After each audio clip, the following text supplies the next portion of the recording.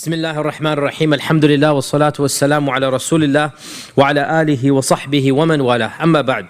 So last Wednesday we had talked about the blessings of Medina, or the city of Yathrib, and the fada'il, the ahadith, the specialities that Allah Azza wa Jal and the Prophet Sallallahu Alaihi Wasallam have mentioned about the city of Medina. Today we're going to continue on and talk about the demographics of Medina. Who lived there, and can we have any population estimate? The demographics of Medina. We all know that there were two major ethnic groups living in Medina: the Jewish tribes and the Arab tribes. So the first question we need to ask ourselves, where did these Jews come from? What are they doing in the middle of the Arabian Peninsula? And then the second question, which Arabs are these? How are they related to the other Arabs? And what is the relationship between the Yahud and the Arabs in Yathrib, in Medina? Realize, before we even begin, that this issue is a very politicized, very polemical one. It causes a lot of debate. And that is because the accusation that non-Muslims give of our religion, amongst many other accusations, one of them is that it is anti-Semitic. And anti-Semitic means that the accusation is the religion is racist against the Jewish people. And that the Prophet ﷺ had certain inclinations to disregard the Jewish people, or to treat them in a negative manner. This is the accusation, right? And the way that the three Jewish tribes were treated, the Banu Qurayza, the Banu Qaynuqa', the Banu Nadir, the way that these three Jewish tribes were treated one after the other, this is their basis for this accusation. Okay, so this is a very sensitive topic, and it is one that if you ever give da'wah to non-Muslims, eventually this comes up. Number of things: the process of marrying multiple women, the age of Aisha, and then one of the most important things, how he dealt with the Yahudi tribes. Right? So when we talk about it in this context, especially in North America, we need to understand clearly what happened without being apologetic. By now all of you know me, that inshallah, you have no doubt, inshallah, I'm not an apologetic. I'm not an apologist. What is an apologist? Somebody who wishes to water down Islam and make it compatible or palatable to all the enemies of Islam. I don't care what people criticize Islam. If it is true, we will have to defend it and we have to believe it. And if it's not true, then we tell them it's not true. Right? So if they say that you guys do XYZ, XYZ is what we do, we say yes, we do this. Whether you like it or not, this is our religion. Right? And if they lie about us, then we say no, this is not true. And if it is true, then we also have to explain. So did the Prophet have multiple wives? Yes, he did. Then we need to explain the rationale. There's wisdom behind it. And in explaining this, we are not watering Islam down. We're simply defending, and we're simply explaining that people should not be critical. So this is one of those topics. I'm just talking about it for the first time, but do realize that throughout the next few weeks and the next few years, because the Madani Seerah is 3 times the Makki Seerah, inshallah, if Allah gives us life, we'll continue this. I will have to go into a lot of detail into these Jewish relationships, because it is important for American Muslims to be aware of the details of what happened, some of which sound politically very incorrect and some of which have no problems with. Our basis is not political correctness. Our basis is, did the Prophet ﷺ do it? If he did, what is the wisdom? That's what our methodology is going to be. So before we even go on this tangent, today we need to discuss a very important question that will contextualize the rest of this dimension, and that is, where did these Jews come from? And what are our sources for the stories about the Prophet ﷺ and the Jews? Now realize, one of the biggest problems that we face is that non-Islamic sources have no mention of these Jewish people at all. So the only reference we have to these tribes is from within the Islamic tradition. As of yet, we have not discovered any history, any chronicle that mentions the tribes in Medina. Now, there are references to Jews in Arabia, in other sources. But from the Islamic sources, we get all of the details. Now, this is considered problematic by non-Muslims. For us, it doesn't really matter that much. By non-Muslims, it's considered problematic. Why? Because they say these sources are biased. They all have an agenda. And what is the agenda? To defend the Prophet ﷺ no matter at what cost. Because they're all Muslims, so they're not going to be fair and balanced. That's only one network is fair and balanced, right? Otherwise, the Muslims can never be fair and balanced, right? Because, according to them, they will have this bias to defend the Prophet ﷺ, so we'll never know the full story. Anybody who opposes the Prophet ﷺ, according to them, will be painted in a negative light.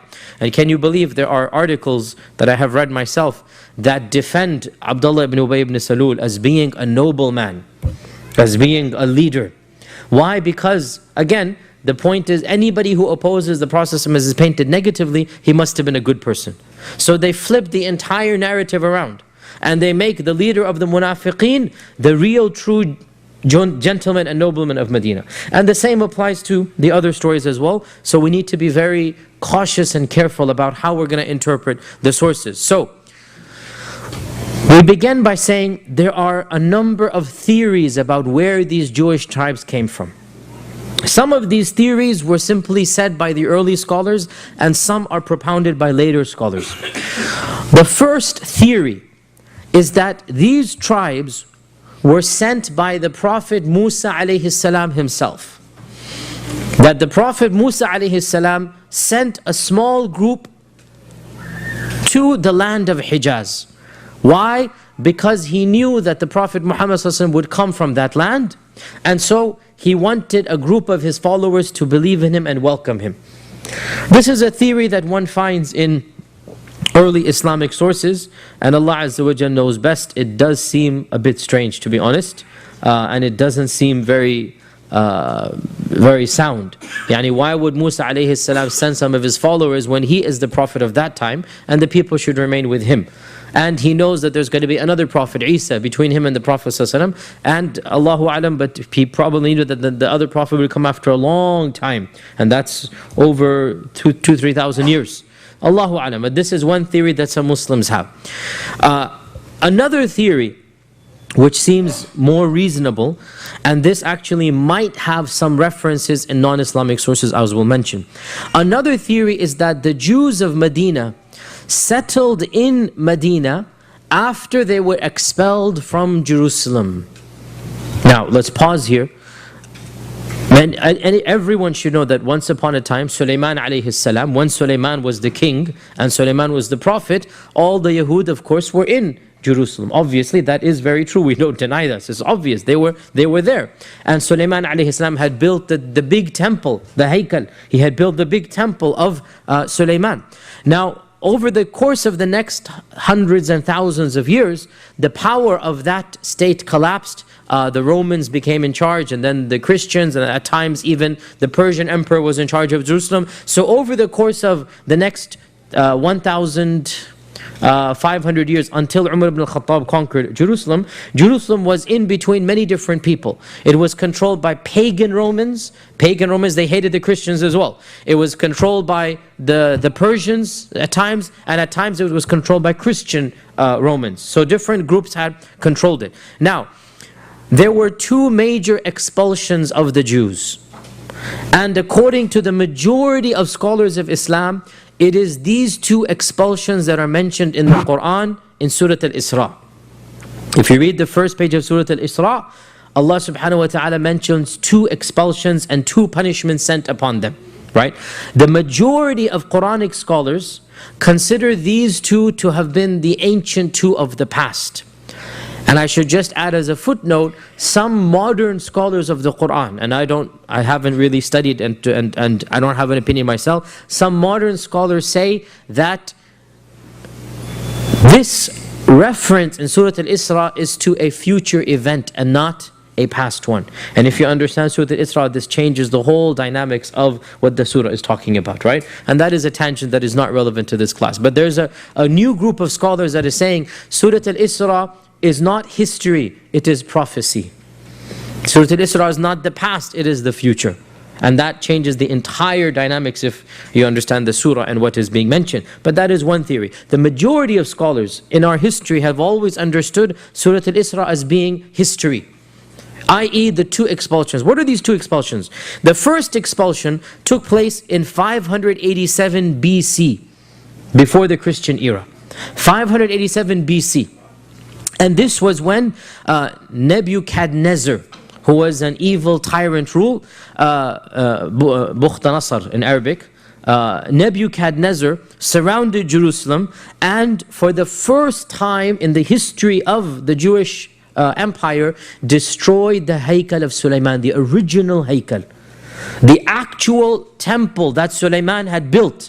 And this was considered to be one of the wonders of the world. Why? Because the jinn built it, obviously. It was a structure the likes of which man had never seen. It was massive and beautiful. It was a feat of architecture. It was considered to be one of the 7 wonders of the ancient world. You might have heard of the 7 wonders of the ancient world. 7, if you like, creations of man that were just unparalleled.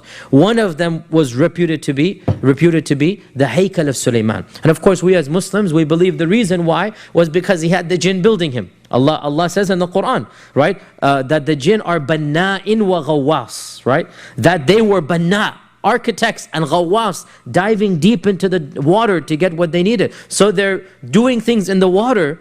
What did they get from the water? What pearls, what beautiful, exquisite treasures? And banna', they're building structures. So Allah subhanahu wa ta'ala tells us that Sulaiman was given this. So the Haykal of Sulaiman was a amazing structure that stood solid for 400-500 years, untouched.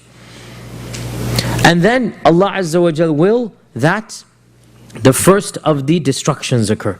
And this is, as I said, in 587 BC. And this was when the original temple was destroyed. This temple was, when it was destroyed, it was the first time the Jews had to flee. It is called the diaspora. And the Jews are known throughout history for having many diasporas. They call themselves the wandering people.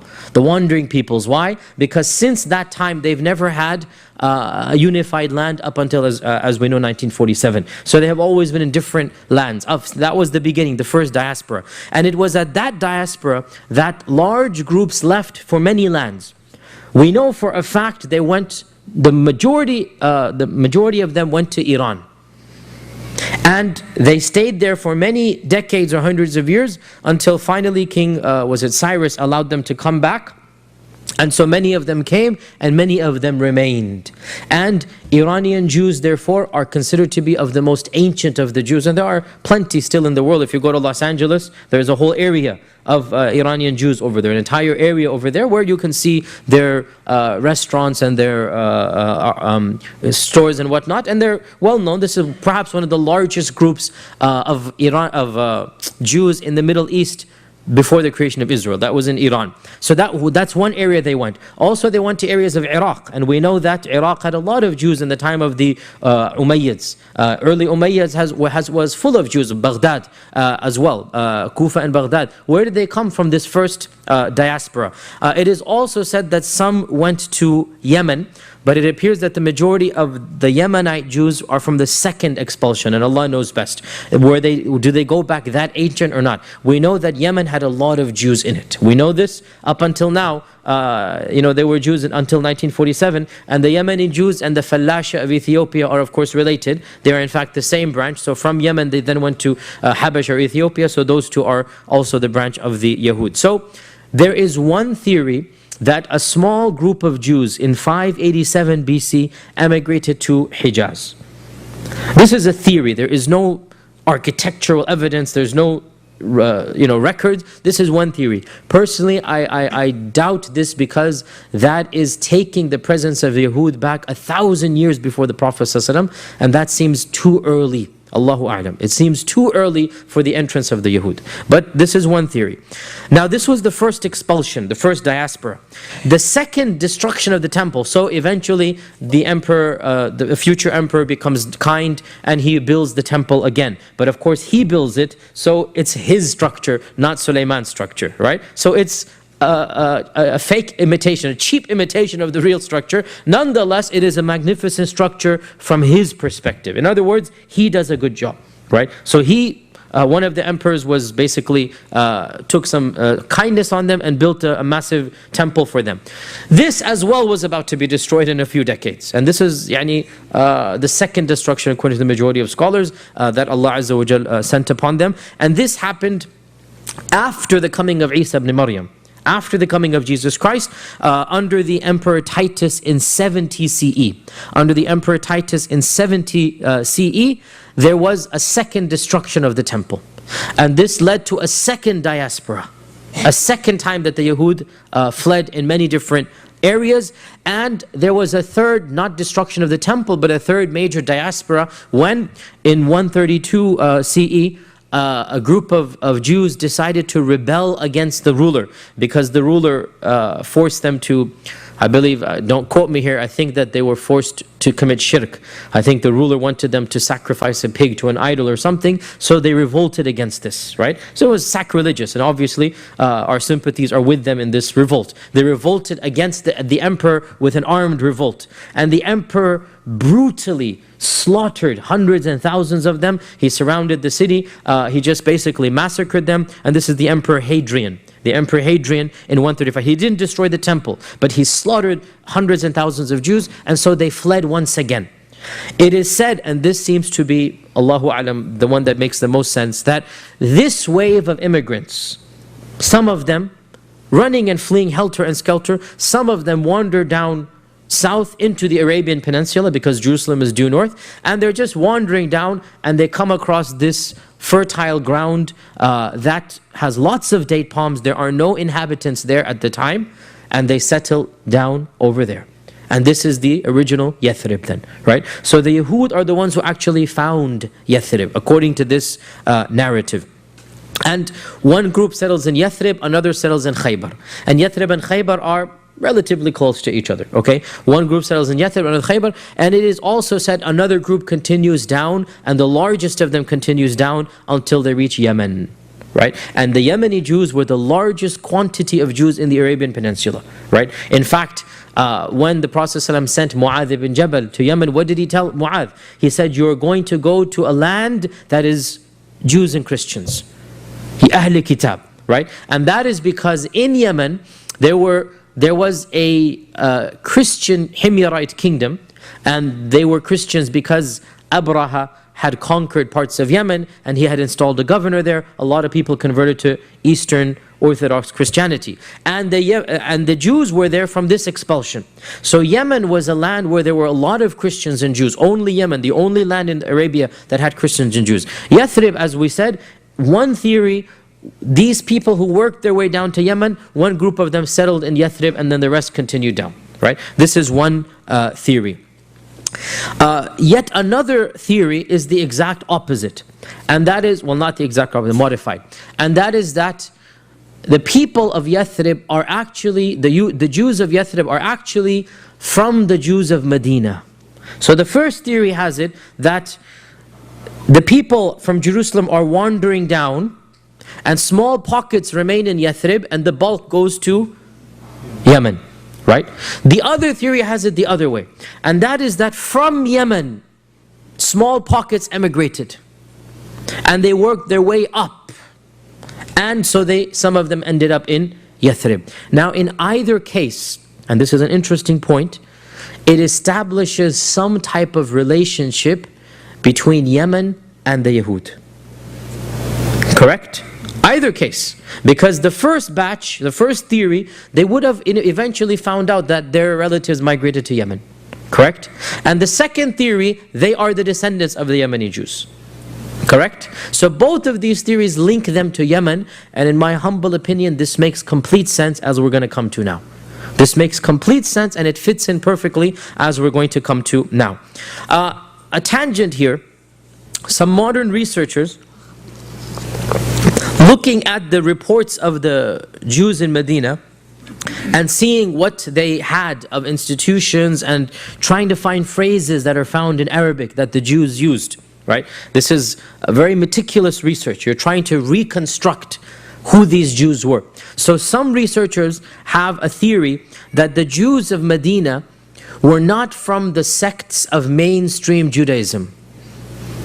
They were from a very ancient sect called the Karaites. K-A-R-A-I-T-E, Karaites. Pause here. You should be aware that Judaism has many sects, as we all know. We in America are only used to 3 of them: the conservative, the reform, and Orthodox. The Hasidics are a branch of the Orthodox. The Conservative, the Reform, and the Orthodox. These three sects are completely modern. They go back 100 years in America. Has nothing to do with classical Judaism. So we can ignore all of this for classical Judaism. Classical Judaism, we don't want to talk about the sects of Judaism, that's a different class altogether, but realize there were two main streams once upon a time. Two main streams. The first of them was called Rabbinic Judaism. And all of the Jewish groups in our times go back to Rabbinic Judaism. Rabbinic Judaism, look at it as the Jews who are required to follow the rabbis.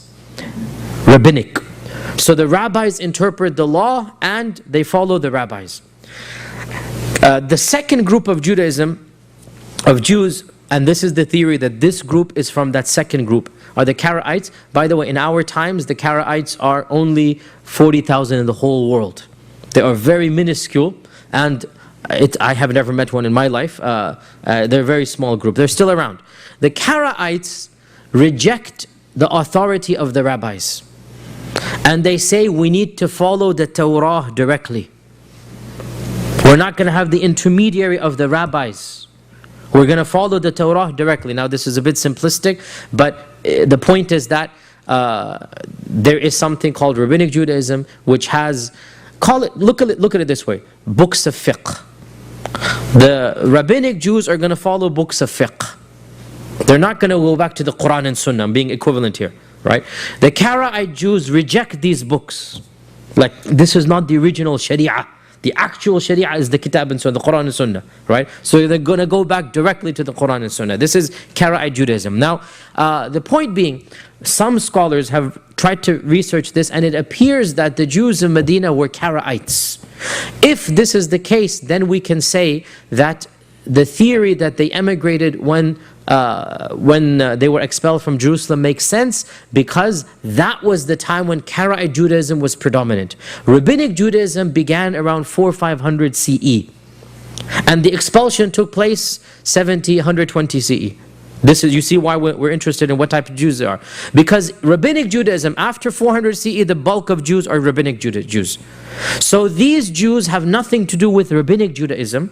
So therefore they arrived in Yathrib before 400 CE. Therefore this adds weight to the fact that they are from the expulsion of Hadrian and Titus. You guys following me? I'm going a totally different tangent, but this is the introduction to a very important series of topics afterwards. Now,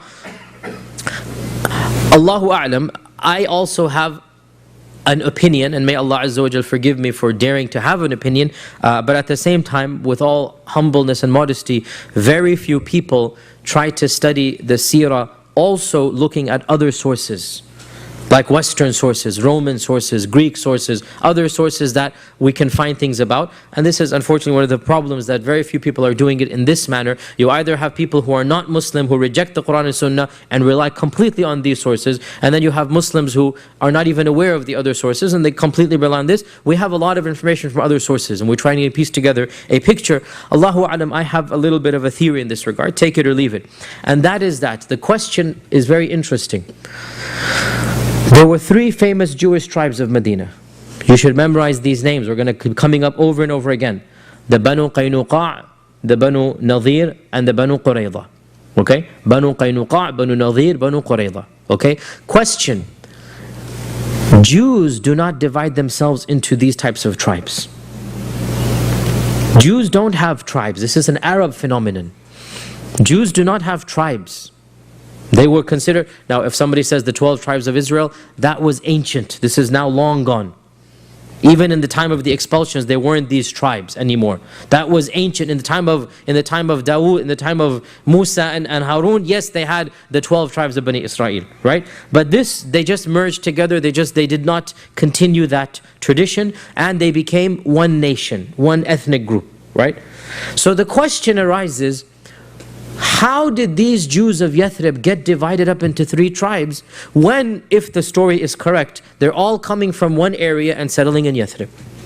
It doesn't make sense for them to be three separate tribes, and these three tribes were having battles with each other in the wars of Bu'ath. In other words, there's a civil war taking place between the Arabs and between the Jews. In this civil war, The Aus is on one side, the Khazraj is on the other. And the Jewish tribes themselves are divided and fighting each other. You see the problem here, right? If they were one unit, one group of people, how come they're divided into tribes and how come there's a civil war? You understand the question here, right? So the theory that I have, and Allah subhanahu wa ta'ala knows best, is that there's an element of truth in more than one of these stories. And these three tribes represent three different emigrations of the Yahud to Yathrib. Three different time zones. And therefore, when each new group arrives, they're not considered part of the old one because this is now completely broken away. Right? And so, this is one theory, and again, I don't know anybody who has suggested this, but there is very little discussion in the Islamic sources of the origin of these tribes anyway. If you look at Ibn Ishaq, no mention at all where these Jews come from. Look at Ibn, so this is not something that people are thinking about, where all of these people come from. Nonetheless, this is one theory, and Allah knows best, and we're never going to know unless we find external information, but it does make sense that there must be some reason why these three tribes were separate from one another. That's the theory I have. Now, this is the first group of people, the Yahud. The second group of people are the Arabs. The Arabs were themselves two tribes. Now, alhamdulillah, we know the Arab tribes. The Arab tribes, their lineage is mapped out. And by the way, some modern groups of scholars, they actually even denied that there were real Jews in Medina. Some modern non-Muslim scholars, they denied this. Why? Many reasons, but perhaps some of them felt embarrassed that this happened to the Jews, so they said these weren't real Jews. Who were they? They were Arab converts to Judaism. They weren't, in the Jewish religion, you have to be ethnically, your mother has to be a Jew, right, for you to be considered a Jew. So if you're a convert, then most Orthodox groups of Judaism don't consider you, in fact all of them, don't consider you really to be a Jew. So there is a theory that these Jewish tribes were not actually Jewish, that they were Arab converts to Judaism. This is a ridiculous theory for one simple reason. If they were Arab converts, we would know their lineage. We would know where they're coming from. The Arabs, whatever they did, they preserved their lineage. And these three tribes appear out of nowhere. There is no connection with Adnan and Qahtan at all. So when there's no connection, we have connections with every single Arab tribe to Adnan or Qahtan. Remember we talked way back about the two main founders of the Arabs, right? Adnan and Qahtan. We have every single tribe you can think of, the Kinda, the Kinana, the Thaqif, the Quraysh. We can trace it all the way back.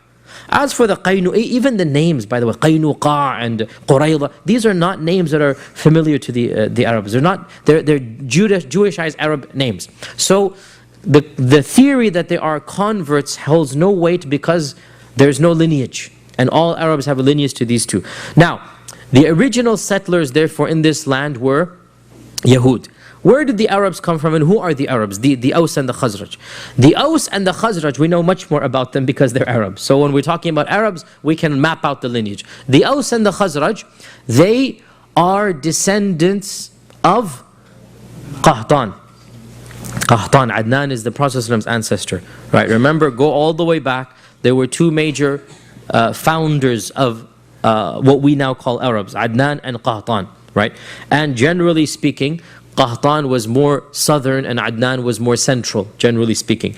And Ismail's descendants mixed with Adnan and his descendants. And so the Prophet and the Quraysh are called Adnanis. And Qahtan is the other major tribe. Now, the bulk of Middle Arabia, Hijaz, is Adnani. Quraysh is Adnan, Thaqif is Adnan, all of these tribes are Adnani. In fact, the only group of Qahtani Arabs in the whole region is in Yathrib. And as I said last Wednesday, clearly, again we cannot be 100% sure, we don't speak on behalf of Allah, but it does appear that this was what Allah Azza wa Jal intended, that the Qahtani and the Adnani tribes would merge together in early Islam to show the real unity, that there would be no more animosity between Qahtani and Adnani, that anybody who opposed the Muslims could not do so on ethnic grounds. And this was the precursor to unite all of the Arabs, right? Out of all of the tribes, the Prophet ﷺ is Adnani and he settles in Qahtani, and the two come together under the banner of Islam. It seems more than just a coincidence is the point. It seems Allah subhanahu wa ta'ala intended this. So where did these Qahtani come from? What are they doing here if they live in Yemen? Here we go back to the story of Qahtani Arabs. Don't worry, I'm not going to bore you too much. If this is boring, personally, I find this very interesting, but people are different. Some people don't like this ancient history. Qahtanis, the people of Yemen, if you like, the Aus and the Khazraj go back to the city of Ma'rab. And Ma'rab is the people of Saba. The people of Saba. You know Saba is mentioned in the Quran. There's a surah in the Quran, Surah Saba, right? The people of Saba, Allah Azza wa Jal mentions them in the Quran, and Allah mentions one thing about them that is an amazing feat that the whole world knows about them. And that is, they were the first human beings ever to build a dam. Never before had a dam been built. And by the way, that dam still stands to this day. It is, what, 2,000, 3,000 years old. It's just not all of it, but you see still to this day outside the city of Ma'rab, you will still see the dam. And this dam was a feat of engineering. It blocked up the waters so that there could be rivers flowing. And Allah subhanahu wa ta'ala mentions in the Quran, لَقَدْ كَانَ لِسَبَأٍ فِي مَسْكَنِهِمْ آيَةٌ جَنَّتَانِ عَنْ يَمِينٍ وَشِمَالٍ كُلُوا مِنْ رِزْقِ رَبِّكُمْ وَاشْكُرُوا لَهُ بَلْدَةٌ طَيِّبَةٌ وَرَبٌّ غَفُورٌ. Allah blessed them like He hardly blessed anybody else at that time. And Allah mentions this in the Quran. And they had rivers flowing from this dam, and the rivers gave them beautiful gardens. جَنَّتَانِ عَنْ يَمِينٍ وَشِمَالٍ. You know, there were gardens that on the right and the left of the city, and it was a beautiful place. And then Allah punished them. How did He punish them? The dam collapsed. فَأَرْسَلْنَا عَلَيْهِمْ سَيْلَ الْعَرِمِ. This is Sayl al-Arim. Sayl al-Arim is the Arim dam collapsing. Sayl is the water flowing, right? Sayl al-Arimi. So because of their insolence and their arrogance, they were punished and the dam collapsed. And this led to, again, hundreds and thousands of people dying, many villages destroyed, and many other Yemenis had to migrate away. And this occurred most likely around 300 CE. Most likely around 300 CE. So around 3 centuries before the coming of the Prophet ﷺ, 250 years before the coming of the Prophet ﷺ, the Ma'rab dam collapses, and Allah references in the Quran, Sayl al-Arim, and so groups of Yemenites have to emigrate. Now here is where I go back to what I initially said. Some of them, Aus and Khazraj, were cousin tribes. They literally go back to the same person. Aus and Khazraj were cousin tribes.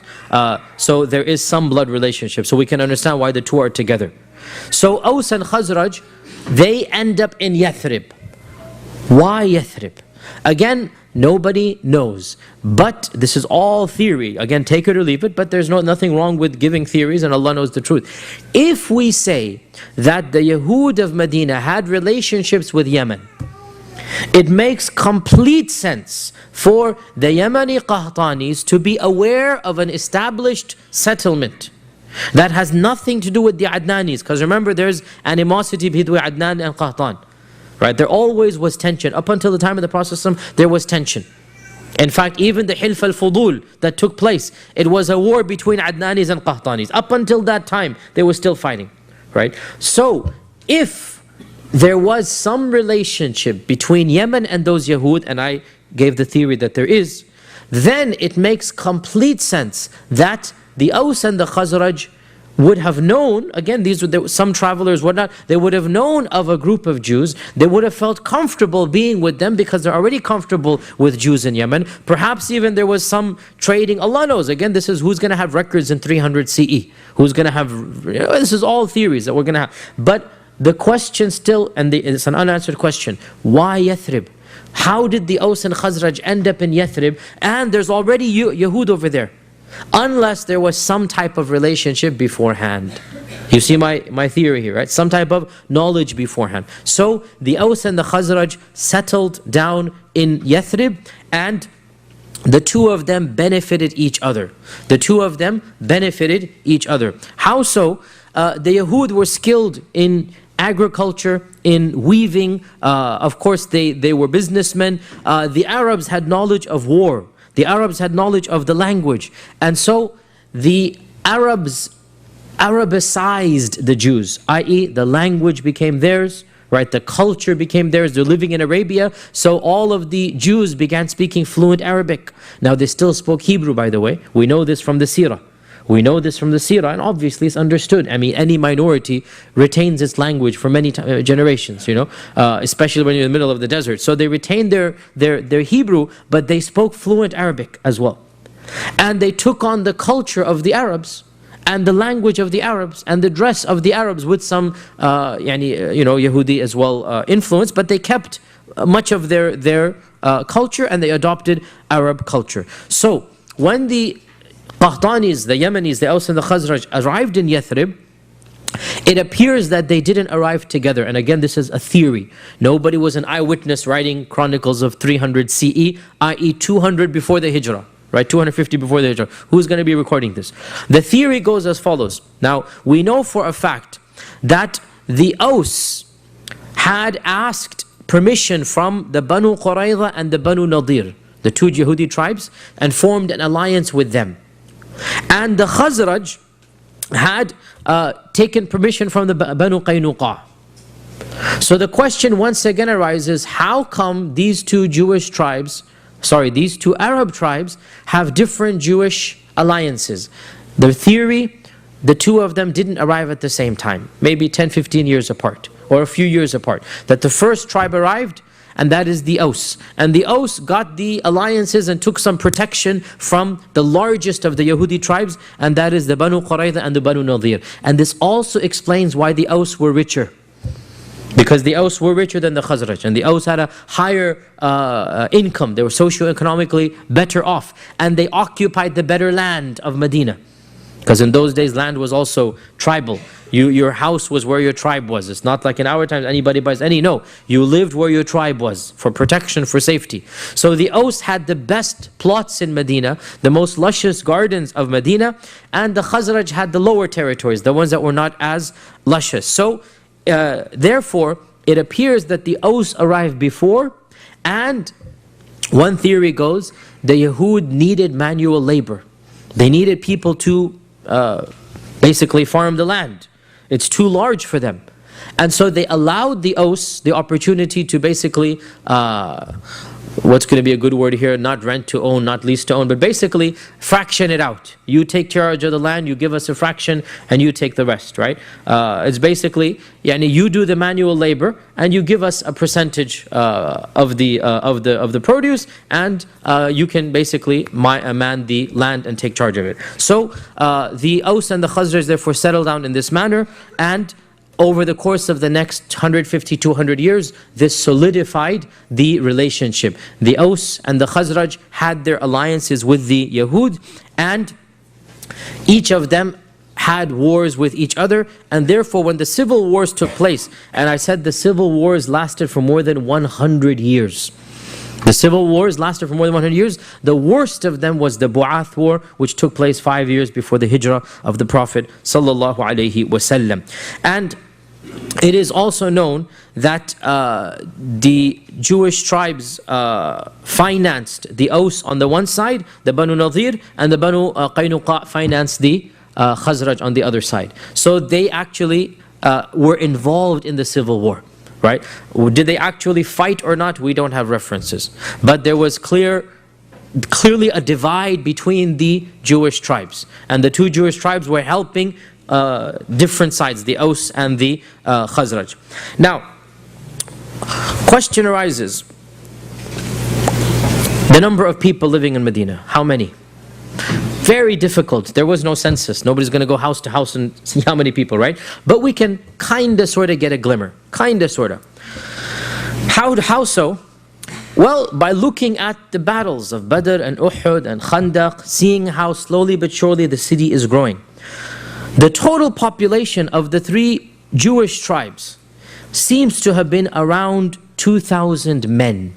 We get this by doing a tally of Banu Nadir, Banu Qaynuqa, and Banu Qurayza. Each time something happens, we have a number roughly of men. Adding all of these men together, 2,000 men. Multiply that by 3 for women and children, you get 6,000 Jews, roughly, in Yathrib. When the Prophet ﷺ immigrates, roughly 6,000. We also know that in the conquest of Mecca, the Ansar had around 4,000 to 5,000 men participating in the conquest. Right? So, 4 to 5,000 multiplied again by average of 3, you have 12 to 15,000 Arabs. So quantity-wise, the Arabs seem to be double the Jews. But the Jews had the power because they had the money and because they had the land. The best land, and because they had fortresses. The Aus and the Khazraj did not build fortresses. The Jews did not live in Medina proper. They lived outside. And they had fortresses, each of these 3. And so a rough quantity we get of the people of Medina, roughly around 20,000 people. And this is a relatively large town. It's not a small town. For the time, to have 20,000 people seems to be a very good number. And we already said that the the Arabs were more than the Yahud. We just have one narration we have time for, and then it is time for Dr. Bashar to make a presentation. Dr. Bashar, we can go late because Isha is just starting in 10 minutes, so you can go for 20 minutes, inshallah, not a problem, inshallah. And the final thing that we just want to mention here is we talked about the demographics, and I need to now basically go back to where we left off from the story of the seerah, connect the demographics in Medina to the story of the seerah, and then next lesson we start talking about the Prophet ﷺ's first few days in Medina. And so we conclude today by talking about the Prophet ﷺ's arrival in the city of Yathrib. That when we had already talked about Suraqa ibn Malik, we had talked about the story of Ma'bad, we had talked about the number of people who converted along the way, and now the news has spread that the Prophet ﷺ is about to arrive. And so every single day the Ansar would go outside of the city towards what is now Quba, waiting for the Prophet ﷺ to come, because they know it's only a matter of time now.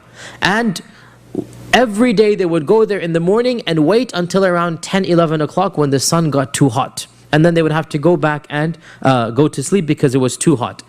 And so one day they went in the morning waiting and nothing happened, and they came back by 10, 11 o'clock, and in the distance the Prophet and Abu Bakr appeared, but there were no Ansar there because they were already back home in their houses.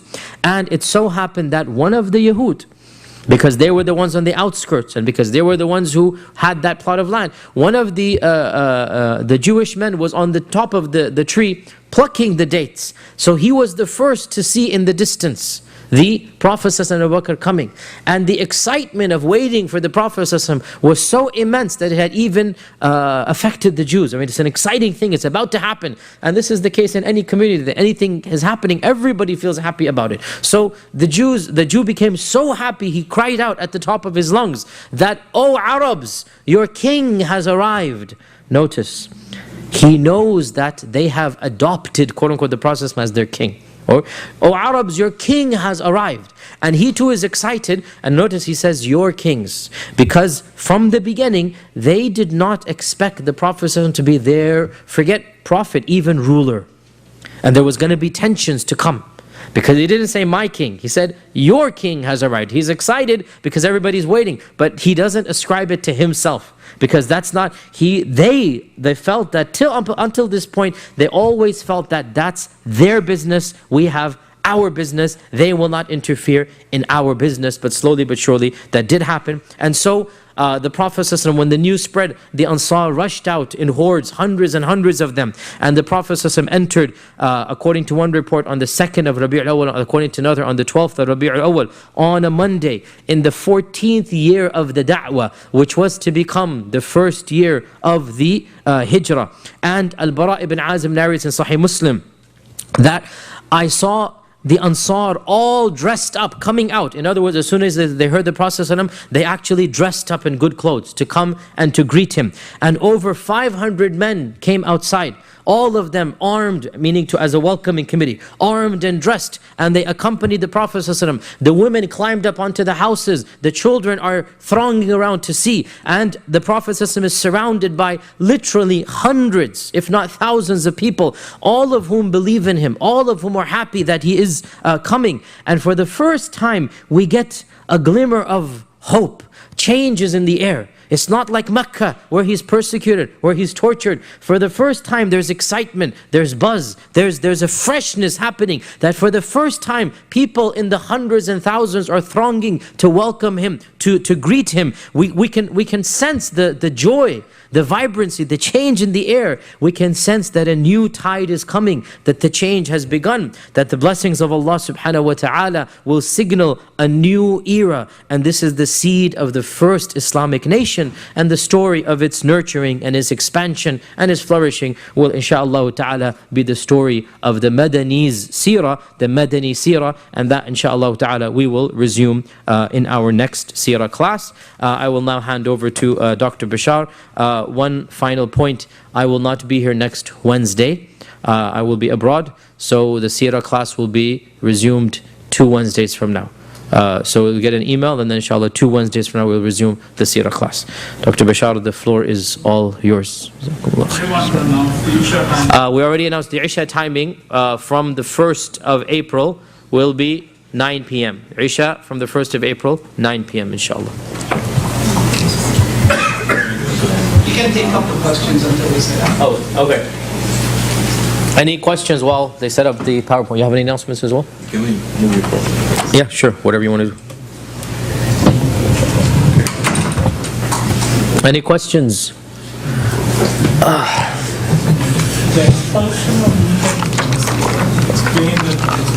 All of this will come. I don't want to be hasty. Banu Nadir, Banu Qaynuqa', Banu Qurayza, each one of them has a long story. And we need to be very careful and cautious. We need to explain the details and rationale. So when the time comes, yes. There's no clear indication that the Jews were looking for the next Messiah. No, the Quran itself references they're waiting for the next prophet.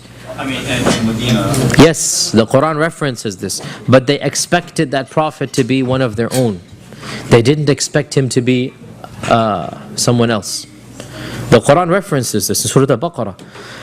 وَكَانُوا مِن قَبْلُ يَسْتَفْتِحُونَ عَلَى الَّذِينَ كَفَرُوا. I think it's verse 130, 140 something. It's in that area. That Allah says they were expecting a victory over the Aus and the Khazraj. And the Aus and the Khazraj say that whenever we had a war, right, the Yahud would tell us that it's only a matter of time before our prophet comes and will massacre you.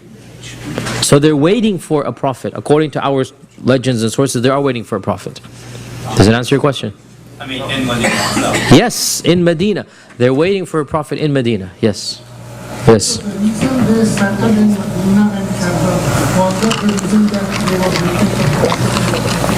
This is the theory that is given, and that is that just like Salman al-Farisi knew that one of the signs of the prophet is what? That he's going to come in a land of dates, right? So this knowledge was known. We know this for a fact, it was known. Why shouldn't these Yahud have it as well? They probably also had it. And so, again, it doesn't negate the theory that when they're fleeing from Hadrian or from Titus, they settle in a land of dates because they know that the Prophet will come in a land of dates. Right? Inshallah. Yes? What was the relationship between Bibar in Medina and Bibar in Makkah? One of the specialities of the people of Medina is that they had never been conquered by any tribe, even though 2-3 times this was attempted. But they had never been conquered by any tribe. So there was a relationship of izzah. People would come, trade, and leave. There was never a conquering. So the Aus and Khazraj were independent in spirit. Okay? Jazakumullah khair. We will continue inshallah next, not next Wednesday, 2 Wednesdays from now inshallah.